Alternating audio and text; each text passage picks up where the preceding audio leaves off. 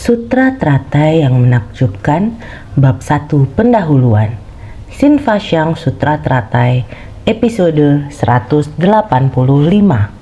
Dharma adalah tiada dulu atau sekarang, sama seperti matahari dan rembulan. Waktu terus berlalu. Setiap hari kita semua berharap agar setiap kalimat Dharma Buddha dapat masuk ke dalam hati kita. Sebelumnya kita telah membahas bab pendahuluan dari Sutra Teratai dan bagian tersebut kini telah selesai. Seluruh harapan mendasar Buddha sebenarnya berada di dalam Sutra Teratai. Oleh karena itu, saat persamuhan Sutra Teratai dimulai, banyak orang terus berdatangan tanpa henti. Begitu Buddha duduk, beliau langsung memulai dengan Sutra Teratai tanpa diucapkan. Sutra Teratai tanpa diucapkan, yang berarti Buddha tidak mengeluarkan suara sepatah kata pun, melainkan ingin agar hati setiap orang terlebih dahulu menyelidiki dan memahaminya sendiri. Sebenarnya apa yang diselidiki dan dipahami itu adalah harapan mendasar Buddha, yaitu menapaki jalan Bodhisattva. Menapaki jalan Bodhisattva itulah yang merupakan harapan mendasar Buddha sebenarnya. Karena sebab dan kondisi kehidupan Buddha di dunia ini sudah mendekati akhir. Beliau tidak bisa lagi tidak menjelaskan Dharma sejati yang menjadi harapan mendasarnya. Oleh karena itu, suasana pada persamuhan Sutra Teratai ini terasa sangat berbeda. Saat Sang Buddha mulai membabarkan sutra makna tanpa batas, para praktisi kendaraan kecil belum begitu jelas. Saat ini Dharma yang akan dibabarkannya, baik itu dengan metode terampil, dengan perumpamaan dan lain-lain, satu bab demi satu bab, akan mulai dijelaskan lagi dari awal sampai selesai. Namun, tetap harus mengingatkan kita untuk meningkatkan keinginan mendengarkan Dharma. Maka beliau duduk dan mulai memancarkan cahaya dan menampakkan tanda istimewa pada persamuhan ini. Sang Buddha sedang memancarkan cahaya. Semua orang menyimpan keraguan, ingin bertanya, mengapa ketika Sang Buddha akan membabarkan Dharma, duduk atau samadhi begitu lama? Kondisi dan citra sekarang berbeda dengan yang sebelumnya. Sebenarnya Dharma itu apa, sehingga sikapnya begitu istimewa? Melalui pertanyaan Bodhisattva Maitreya kepada Bodhisattva Manjusri, ini adalah sebuah pengaturan yang baik. Lihatlah kedua orang Bodhisattva tersebut. Salah seorang adalah Bodhisattva Manjusri yang sudah pernah mencapai kebudaan sebelumnya.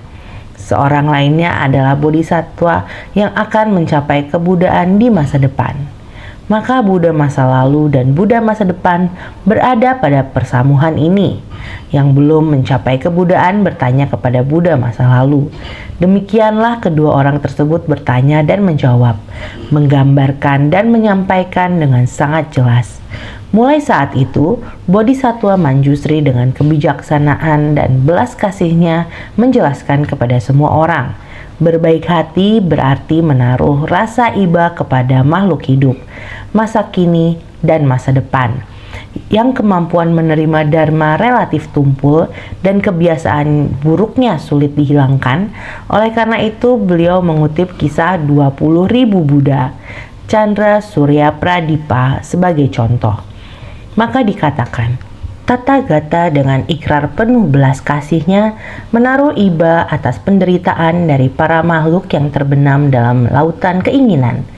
Buddha Chandra Surya Pradipa pada masa lampau juga memiliki hati yang penuh kasih dengan ikrar belas kasih.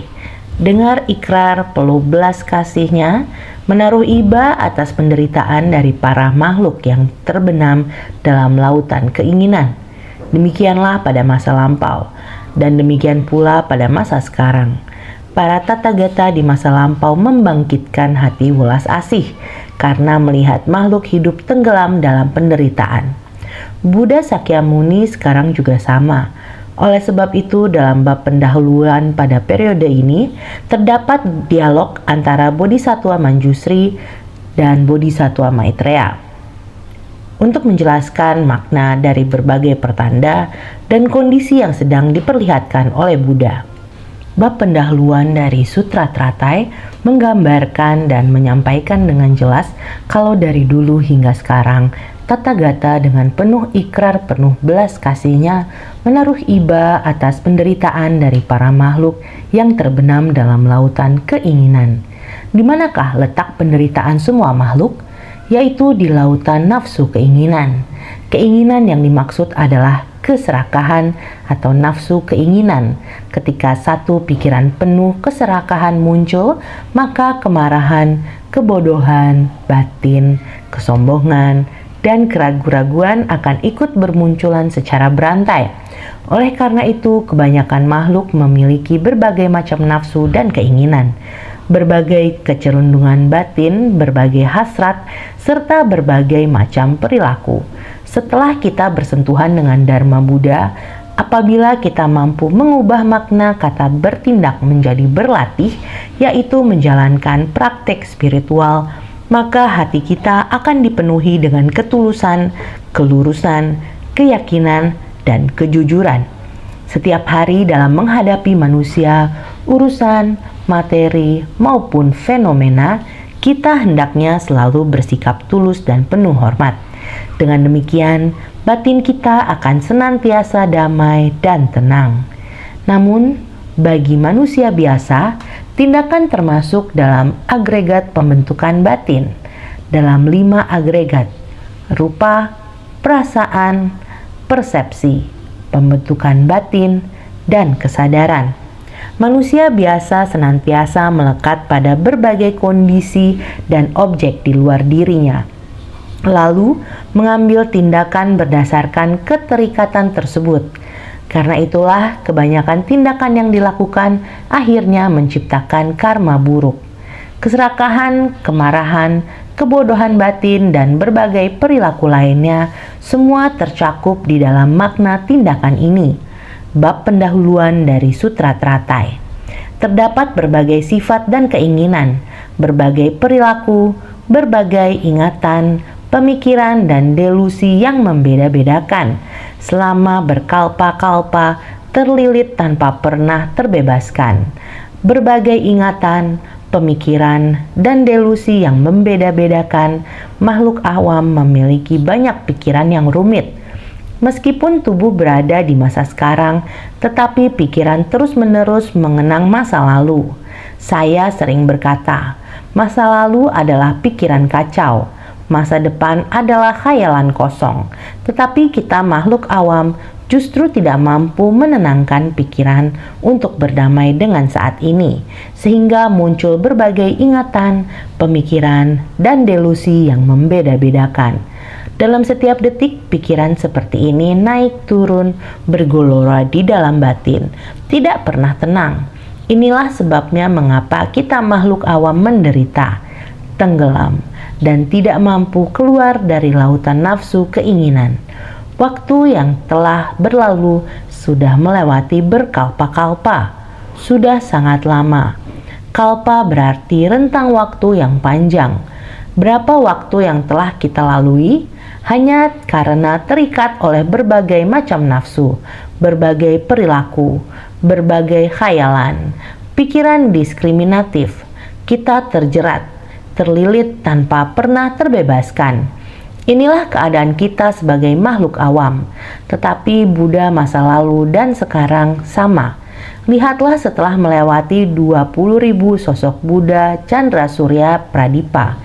20.000 Buddha Chandra Surya Pradipa ini setelah selesai satu periode pengajaran, saat terakhirnya juga harus mengajarkan Sutra Teratai.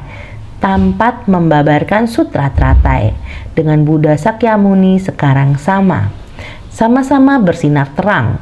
Kita semua ada dengar. Bodhisattva Manjusri menjelaskannya dengan sangat jelas. Tetapi setiap Buddha semuanya sama, mempertimbangkan dharma yang sudah dibabarkan di masa lalu kepada para makhluk dengan akar kapasitas yang belum setara. Mereka telah terlilit selama berkalpa-kalpa. tidak bisa sepenuhnya memahami. Satu periode pengajaran ini segera berakhir, jadi perlu mempertimbangkan baik-baik bagaimana cara meningkatkan kesadaran mereka yang ingin mendengarkan Dharma, supaya mereka bisa berkonsentrasi dan membangkitkan niatnya untuk memohon Dharma.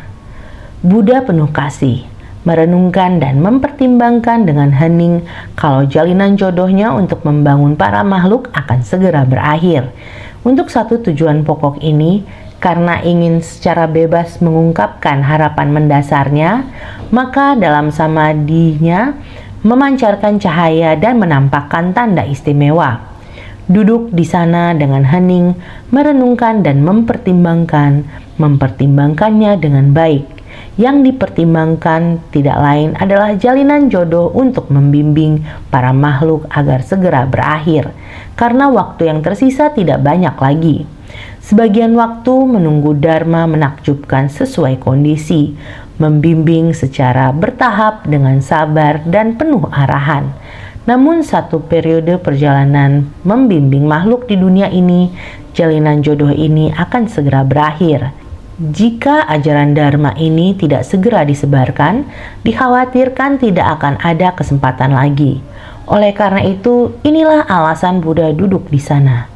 Dalam ketenangan berpikir dan merenungkan metode apa yang akan digunakan, karena jalinan jodoh ini menyebabkan Buddha terus memancarkan cahaya dan menunjukkan tanda-tanda kemuliaan, yaitu terus berusaha membuat hati setiap orang segera berkonsentrasi dan memusatkan perhatian agar semua orang mengarahkan hati kepadanya.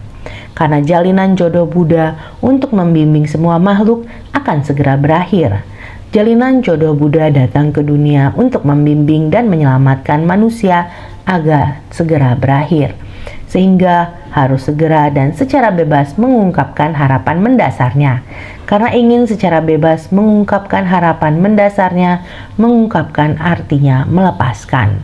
Beliau harus segera melepaskan harapan mendasarnya agar dia tidak menyesal. Segera mengungkapkannya, sehingga pada saat samadhi memancarkan cahaya dan menampakkan tanda istimewa, sesudah dia merenungkan dan mempertimbangkan dengan tenang bagaimana caranya agar perhatian semua orang bisa terfokus, sehingga Buddha memancarkan cahaya dan menampakkan tanda istimewa, sehingga di persamuhan burung nasar, Bodhisattva Manjustri dan Maitreya membantu mengungkapkan makna kebenaran tertinggi, menggunakan kisah-kisah Buddha Chandra Surya Pradipa di masa lalu untuk menjelaskan kondisi saat ini. Sebelumnya sudah pernah mengatakan 20.000 Buddha Chandra Surya Pradipa ini seharusnya mewakili berkah dan kebijaksanaan. Jika kita mendengarkan sutra, kita merasa bahwa itu adalah jumlah yang tidak bisa dihitung. Bagaimana kita dapat menghitung lamanya waktu yang harus berlalu agar ada 20.000 Buddha? Apa sebenarnya yang diwakili oleh hal ini? Kita harus menghubungkan ajaran ini lebih lanjut dengan masa kini. Seharusnya makna yang terkandung adalah berkah dan kebijaksanaan yang telah sempurna, baik berkah dan kebijaksanaan. Dalam membina diri, kita harus mengasuh berkah dan kebijaksanaan tak terbatas. Berkah dan kebijaksanaan yang tak terbatas adalah tidak dapat dihitung. Sehingga jika kita mengumpamakan dengan matahari dan rembulan, matahari melambangkan kebijaksanaan dan sinar, rembulan melambangkan kelembutan dan cinta kasih, sehingga matahari dan rembulan merujuk pada kebijaksanaan dan cinta kasih, kebijaksanaan dan cinta kasih. Cinta kasih adalah menciptakan berkah di tengah orang banyak. Kebijaksanaan adalah memahami prinsip kebenaran, sehingga kita seharusnya dapat melihat. Bodhisattva Manjusri mengandung arti secara implisit untuk menggerakkan kita semua, sehingga membabarkan tentang 20.000 Buddha Chandra Surya Pradipa. 20.000 Buddha Chandra Surya Pradipa adalah merujuk pada berkah dan kebijaksanaan. 800 orang murid adalah merujuk pada jalan mulia beruas 8. 8 orang pangeran adalah merujuk pada 8 kesadaran. Juga terdapat 800 murid seharusnya mengandung makna jalan mulia beruas 8. Dalam pembinaan diri setiap orang tidak terlepas dari jalan mulia beruas 8. 7 bagian kebodian jalan mulia beruas 8. Ini mewakili keseluruhan dari 37 faktor pencerahan. Inilah yang harus kita letakkan di dalam batin kita. Sebagai orang yang membina diri, inilah yang tidak terlepas dari pembinaan diri. Pada Sutra Teratai akan dijelaskan satu persatu. 8 orang pangeran semestinya adalah mewakili 8 kesadaran. Semua orang, makhluk awam, tidak terlepas dari 8 kesadaran. 6 kesadaran pertama berhubungan dengan 6 objek luar. Kesadaran ketujuh adalah yang berpikir, merenung, merancang, dan memberi perintah. Kesadaran ke-8 bagaikan gudang penyimpanan. Segala sesuatu yang dilakukan di luar, setiap pikiran yang timbul, setiap perbuatan yang dilakukan, benih yang dihasilkan, semuanya tersimpan di dalam kesadaran ke-8. Kesadaran ke-8 adalah tempat sebab, kondisi, dan buah balasan. Tanpa henti menampung benih sebab, kemudian mengikuti kondisi itu. Tidak peduli kamu terlahir dimanapun, setelah menyelesaikan kelahiran ini, apakah masih akan terlahir di Taiwan? Belum tentu. Negara di dunia ini sangat banyak. Meninggalkan yang ini dan menuju ke yang lain. Di dalam dunia manusia terdapat negara yang kaya dan negara yang miskin. Sebenarnya di mana kamu akan terlahir? Tidak tahu. Selain itu masih ada 3 alam sengsara. Alam neraka, alam setan kelaparan, dan alam binatang. Dalam 6 alam kelahiran ini, kita tidak tahu kemana kita akan pergi. Semua ini tersimpan di dalam gudang kesadaran. Sebab, kondisi, dan buah karma kita adalah bergerak mengikuti kesadaran ke-8. Sang Buddha mengajarkan kita, menginginkan kita untuk menghilangkan 8 kesadaran kembali pada kesadaran ke-9. Kesadaran ke-9 adalah sifat Buddha. Oleh karena itu, ajaran Buddha tetap sama sepanjang masa. Buddha Chandra Surya Pradipa mengajarkan Sutra Teratai kepada Guru Dharma Varaprabha. Guru Dharma Varaprabha juga secara luas membabarkan Sutra Teratai. Karena ke-20.000 Buddha Chandra Surya Pradipa yang terakhir, beliau membabarkan Sutra Teratai kepada Guru Dharma Varaprabha dengan tujuan membabarkannya ke semua orang. Namun orang yang memiliki kapasitas yang sesuai adalah Guru Dharma Varaprabha. Oleh karena itu, ketika menyerap ajaran-ajaran tersebut, Guru Dharma Varaprabha pun membimbing 800 murid, 8 pangeran, dan seterusnya. Guru Dharma Varaprabha juga terus menyebarkan Dharma kepada semua orang. Karena Buddha Chandra Surya Pradipa pada saat itu layaknya kayu bakar habis dan nyala api padam setelah beliau wafat. Pada masa itulah Guru Dharma Varaprabha melanjutkan pembabaran Sutra Teratai. Jadi dikatakan Guru Dharma Varaprabha menjunjung dan menegakkan perbendaharaan Dharma dari Buddha. Selama 80 kalpa kecil, ia menyebarkan Sutra Teratai secara luas. Dari Sutra Teratai bab 1 pendahuluan. Menegakkan perbendaharaan Dharma dari Buddha. Inilah kebijaksanaan. Kebijaksanaan yang mengandung kebenaran sejati dari Buddha selama 80 kalpa kecil. 80 kalpa kecil sama dengan 1 kalpa besar. Telah dijelaskan sebelumnya. Dengan waktu yang panjang sekali membabarkan secara luas Sutra Teratai, waktu tidak membedakan panjang pendek, ruang tidak membedakan jauh dekat. Dharma adalah tiada dulu atau sekarang, sama seperti matahari dan rembulan. Dari dulu hingga sekarang, semua Buddha memiliki jalan yang sama. Ini yang hendak dijelaskan kepada semua orang. Setelah bab pendahuluan ini selesai, mengharapkan semua orang bisa lebih jelas lagi sebenarnya dalam bab pendahuluan ini, bagaimana bersambung dengan naskah sutra yang selanjutnya, kita harus lebih memahami lagi. Waktu yang panjang ini hendaknya menghayati meditasi dari Buddha. Maksud dari dialog antara Maitreya dan Manjusri sehingga setiap orang harus senantiasa bersungguh hati.